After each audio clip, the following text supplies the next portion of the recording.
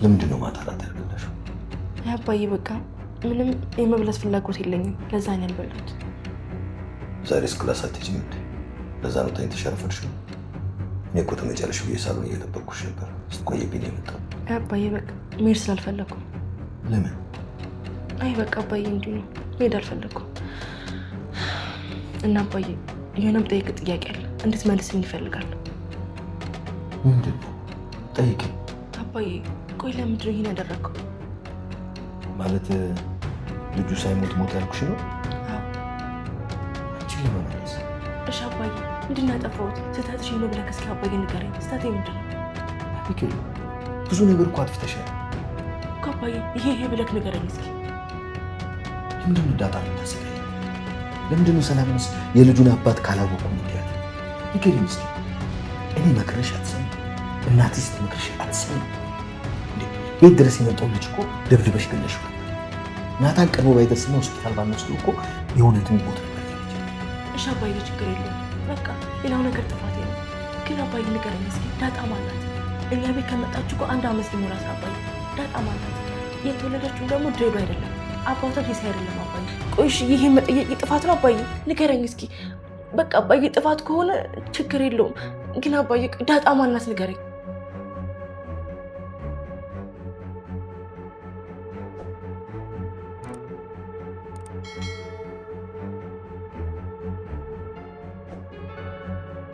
አቢጌል አሁንም ከዛ ሁሉ ስቃይና ሰቀቀን እንዲሁም የጭንቀት ጊዜ በኋላ ተመልሳ በድጋሚ ጭንቅላቷ ላይ የመጣላትን ጥያቄዎች በሙሉ መጠየቅ እንዲሁም ስለ ነገሮች ለማወቅ በማያገባት እየገባች መፈትፈት ጀምራለች። የልጁን ባህሪና ጸባይ ለመለወጥ ያንን ሁሉ ርቀት የሄደው ደረጀም በድጋሚ ባሳየችው ባህሪ ግራ ተጋብቶ ማድረግ ስላለበት ነገር ግራ ገብቶታል። ከዚህ ሁሉ አስቀድሞ አቢጌልን ለመፈተን ለውጧንም ለማየት ያሰበው ደረጀ ሆነ ብሎ እሷን ወደ ናታን መኝታ ክፍል ይልካታል። እሷም እዛ ደርሳ በሩን ስታንኳኳ ሁለቱም በድንጋጤ ከተኙበት ተነስተው ማውራት ይጀምራሉ። ዳጣም ማድረግ ስላለባት ነገር ግራ ተጋብታ ኤቢ ትሁን እንዴ ብላ ስትጠይቀው ናታንም እሷ በፍጹም አትሆንም፣ እሷ ብትሆን ኖሮ እኮ በሩን ቀጥታ በርግዳ ትገባለች እንጂ አታንኳኳም ነበር። ቆይ አንቺ አትነሽ፣ እኔ በሩን ልክፈተው ብሎ ተነስቶ በሩን ሲከፍት ዳጣ እንደጠረጠረችው አቢጌል ነበረች። እሷም ወደ ውስጥ ስትገባ ዳጣን ታያትና በንዴት እንዴ ቆይ እሱ ክፍል ለዛውም አልጋው ላይ ምን ትሰሪያለሽ? እኔ ስንት ጊዜ ልንገርሽ ዳጣ እዚህ ክፍል በፍጹም እንዳትገቢ ብዬሽ አልነበር እንዴ? ለምንድነው ሰው ማትሰሚ?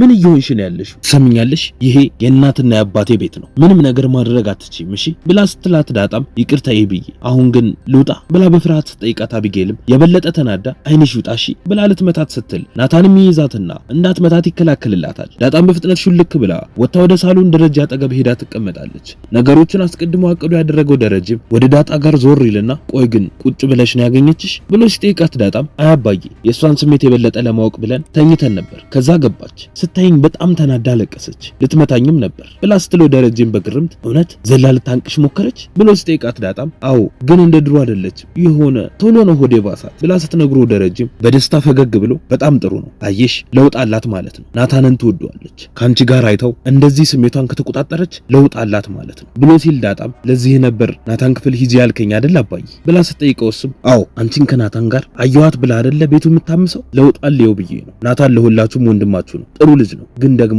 ወንድ መሆኑን ፈጽሞ እንዳትረሱ፣ ሁለታችሁም ግድ ካልሆነባችሁ በቀር እሱ ክፍል እንዳትገቡ፣ እኛ ሰዎች ፍጹም አይደለንም፣ እኔ በፍጹም አንድም ቀን አድርገዋለሁ ብዬ አስቤ ማላቀውን ነገር አድርጌ ነው አንቺን የወለድኩት፣ የሰው ፍጹም የለውም፣ ናታን ባያደርገውም መጠንቀቅ አለባችሁ፣ ናታን እንደ ቤተሰብ እንደ ልጅ የማየው ጥሩ ልጅ ነው፣ እሱን የመሰለ ሰው በዚህ ዘመን ማግኘት እጅጉን በጣም ከባድ ነው፣ ነገር ግን ቢሆንም እሱ ክፍል ውስጥ መግባት በፍጹም የለባችሁ ብሎ አስረግጦ ይነግራታል። በዛን ሰዓት አቢጌል ከናታን ክፍል ወጥታ ግቢያቸው ውስጥ ጓሮ ተቀምጣ እያለቀሰች ለብቻዋም ሆና እያብሰለሰለች ነበር። ከትንሽ ሰዓታትም በኋላ ናታንና ማርታ ሳሎን ተቀምጠው ሻያቸውን እየጠጡ እያወሩም ነበር። በመሃልም ማርታ እኔ ምልህ ግን ኤቢ ምን ሆና ነው ድምጿ ጠፋ የት ነው ያለችው ብላ ስትጠይቀው ናታንም እኔ እንጃ ግን ሲመስለኝ ደስታውን ጨርሳ አላጠናቀቀች ብሎ ሲል ማርታም ኧረ ናታንዬ ነገሩን ቀለል አደረግከው እኮ ኤቢ እኮ ምንም ደረቅ ብትሆን ግን በሁኔታው በጣም ተሰብራለች። በዛ ላይ እስካሁን ስለ ነገሩ ማመን በፍጹም አልቻለች። ድንጋጤው ለራሱ እኮ አለቀቃት። ብላ ትለዋለች። ናታንም ይቀጥልና እሱስ እውነት ነው እማዬ፣ አባዬ ባሁኑ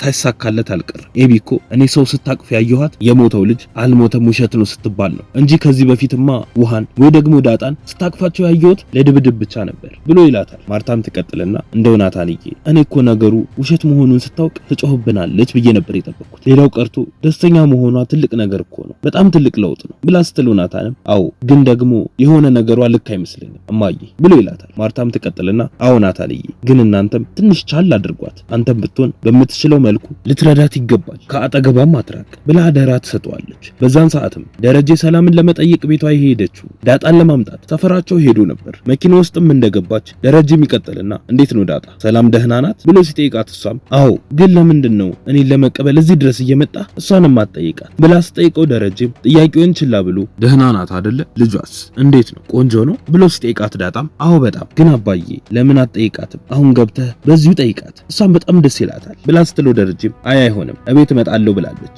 የዛኔ ጠይቃታለሁ ልጇንም አያዋለሁ ብሎ ሲመልስላት ዳጣም ግራ ተጋብታ ግን አባዬ አንድ ጥያቄ ልጠይቅህ ያልገባኝ ነገር አለ ለምንድን ነው ከሰላምዬ ጋር እንደ ድሮ ማታወሩት ስለሷ ሲወራ ለራሱ እኮ ደስ አይልህም ትናደዳለህ ባለፈውም ከማዬ ጋር ስትጨቃጨቁበት ሰምቻለሁ ቆይ ግን ምንድነው የተፈጠረው አባዬ ብላ ስትጠይቀው ደረጀም ጥያቄዋን ላለመመለስ በሌላ ጥያቄ ስለ ነገሩ ለማስቀየስ ይሞክራል።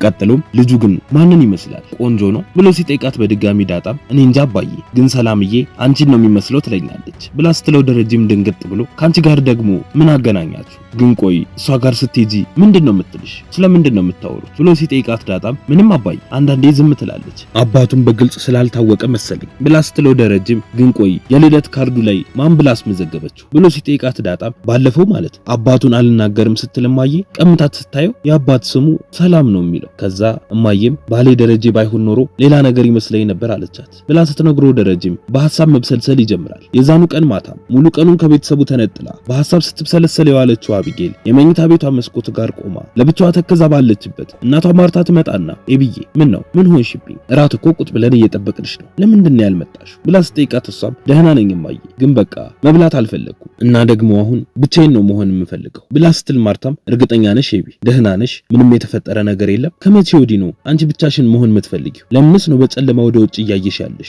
ምን እያሰብሽ ነው ብላ ስትጠይቃት ኤቢም ምንም አልሆንኩም እንዲያው ዝም ብዬ ነው አታስቢ እናንተ ብሉ ብላ አንዴ እንኳን ዞር ብላ ሳትመለከታት ስትመልስላት ማርታም በይ በቃ አሁን ዝም ብለሽ ነይ አባትሽም መጥቷል ይዘሻት ነይ ብሎኛል ብላ ስትል ኤቢም አይ እማዬ ግን እሱን ነገ አወራዋለሁ ለአሁኑ ግን ይቅርታ በይልኝ ብላ ስትላት ማርታም እሺ ግን ምንሽም ልክ አይመስለኝም በቃ ደህና ደሪ ብላት ክፍሏን ለቃ ትወጣለች። ከዚህም በኋላ ነው በነጋታው አባቷን በጠዋት ክፍሏ ድረስ ጠርታ እንደ ድሮ የሁል ጊዜ ጥያቄዋን የጠየቀችው ስለ ዳጣ ማንነት ለምንስ ይህን ሁላ ጊዜ እነሱ ጋር እንደቆየች ደረጀን ጠይቀዋለች። ምን የሚመልስላት ይመስላችኋል? ሐሳብ እንዲሁም ማስተያየታችሁን ኮመንት ላይ ጻፉልን።